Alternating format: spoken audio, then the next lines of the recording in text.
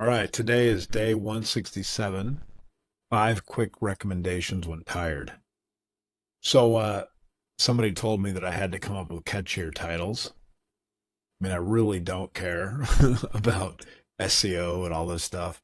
Maybe I should, but I just don't care. But anyway, so I thought I would give it a try and write a catchier title. So, see if that works. However, the topic of today is something that's really near and dear to my heart because oftentimes I wake up feeling very tired, right? So I battled with this my whole life, and I don't really, honestly, see a lot of people talking about. I mean, I feel sluggish often, right? Like, so I get something going, I'm doing really great, and then I'll wake up one day and I'll just suddenly feel like really sluggish and I'm just fighting through it. It's like fighting through molasses. Now, I think everybody goes through this. I don't think I'm unique. Um, I just don't see a lot of people talking about it. I have lots of self help books on my bookshelf over here.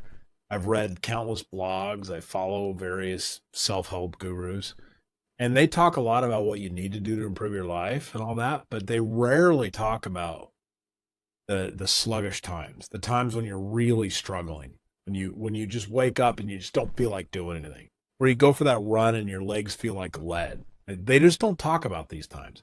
And I think the reason they don't talk about them is because, frankly, they're scared of them. They're afraid of those times because this is like the nemesis, right? It's like when this comes, it's like you just have to fight through it. So, a lot of the advice would be you just got to push through it. You just got to suck it up, soldier, and fight. Well, I'm sorry. There's just times when I just don't even feel like doing that, right? So, there's days when I'm just like not there. So I think there's a scarcity of dealing with this topic. So I'm nowhere near the expert to deal with it, but I felt like I would dive in today and try to really narrow down on things that I can improve in my life to help me become not so tired or to get that energy back, right? As fast as possible. So I dove in today to really research it. And unfortunately, you're not going to like the answers because I didn't like the answer. The answers are obvious. And it and it sucks because you know what? It is what it is. You gotta do certain things and do them well. Otherwise, you're gonna wake up feeling tired.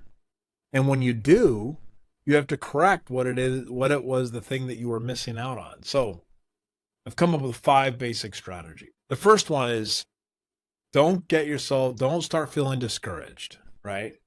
So stick to the core. I have seven things that I do every day. There's seven things that I feel like if I do every day, I'll feel like at least I accomplished something if I got these seven things done. So I recommend that you stick with the seven things, right? Or whatever number of things you have. But there's probably certain things that if you do them every day, you'll feel good about yourself. So make sure you get those things done at the very minimum, no matter how tired you are. Like this morning, I woke up feeling very sluggish. I didn't get a lot of sleep. That's the reason. But I was feeling very sluggish. But I went for a run. Now I didn't run very fast. I didn't run very well, but I at least did it. And then I went to the gym. Now my gym experience wasn't great. I didn't get all the sets in I wanted to do. I didn't get all the reps in I wanted to do. And I didn't lift that very much heavy weight, honestly. But at least I did it, right? So I got through it. And then, of course, there's a few other things that I do every day that I just have to get done every day. So if I can get those seven things done, then I know, hey, at least I made it. And that will fight my desire to get, or that'll fight my inclination to get discouraged. So that's strategy one. Pick a few things that you stick to no matter what, and even on the bad days, get through them. Okay, strategy number two, sleep. Now, I hate to say this because it sounds really stupid, but if you're tired, chances are sleep is the problem. Now, you may say, well, I got a lot of sleep last night, or I couldn't sleep very well.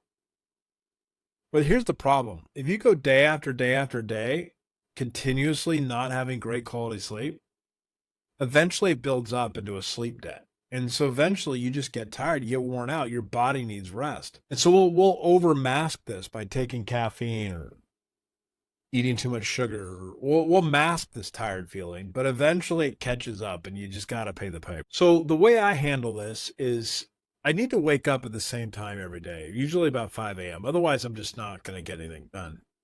So what I started to do was just go to bed early, right? Just go to bed an hour or two early for a couple nights in a row. You don't have to do it all the time. But if you're getting that tired feeling, that overwhelmed, tired feeling, then just for a couple days in a row, like maybe 3 nights, just tell your spouse and family, hey, I'm really tired right now.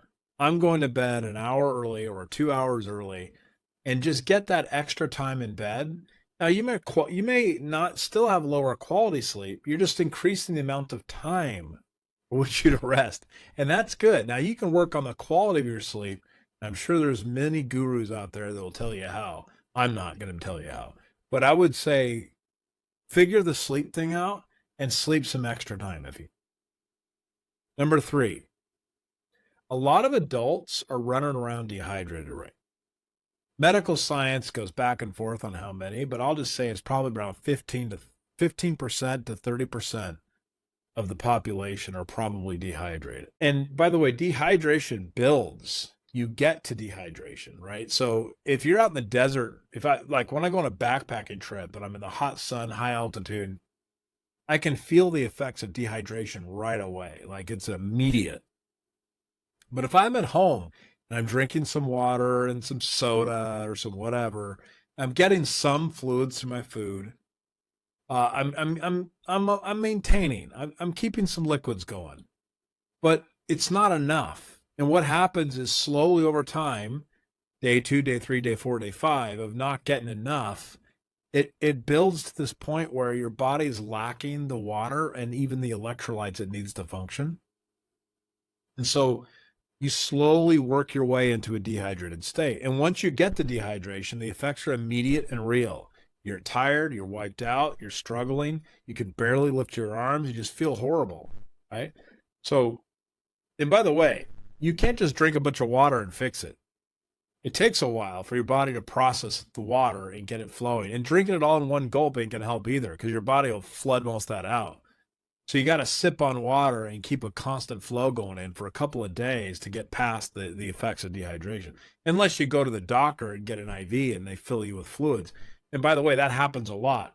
A lot of people complain of, health problems and they go in and it's just dehydration.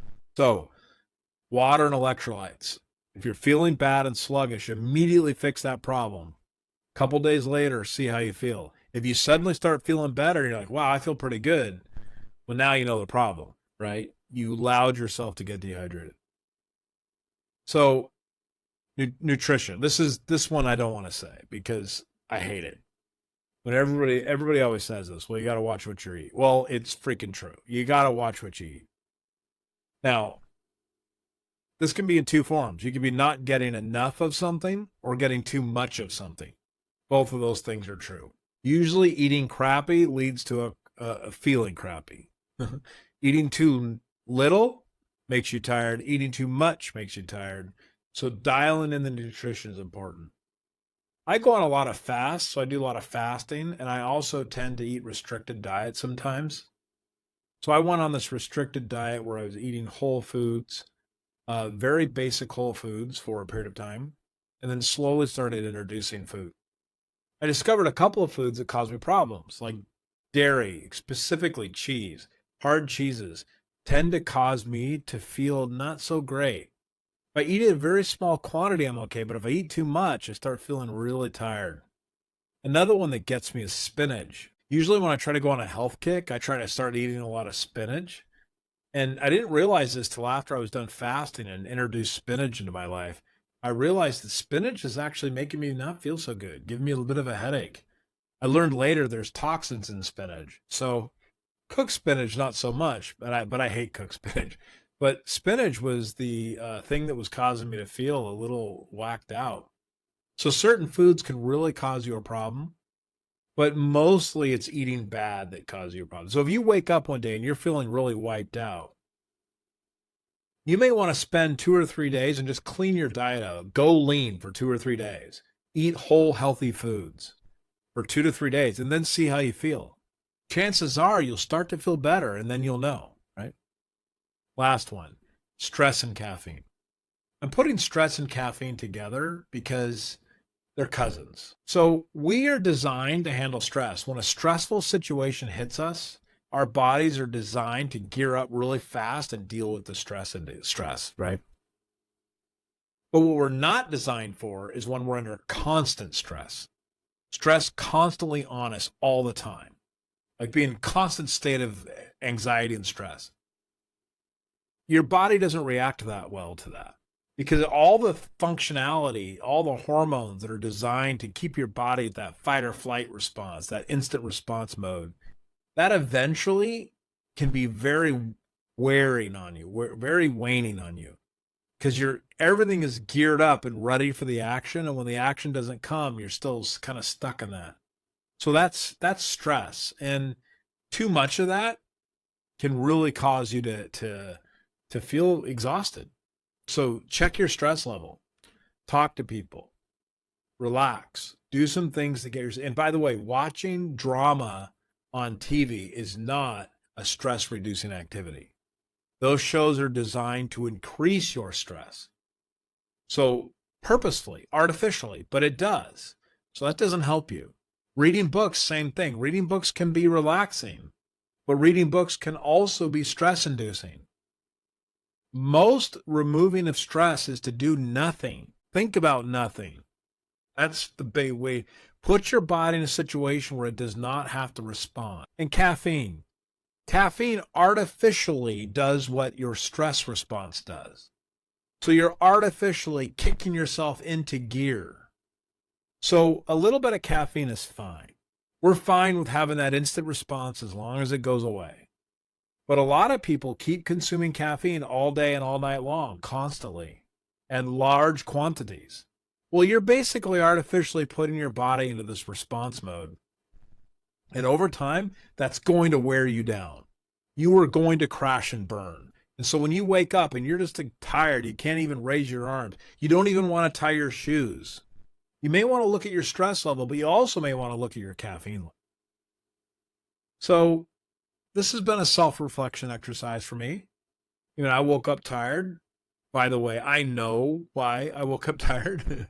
But it's obvious what the problem was. I mean, I ate like crap this weekend, and I also didn't get a lot of sleep last night. So I was pretty aware of what my problem was.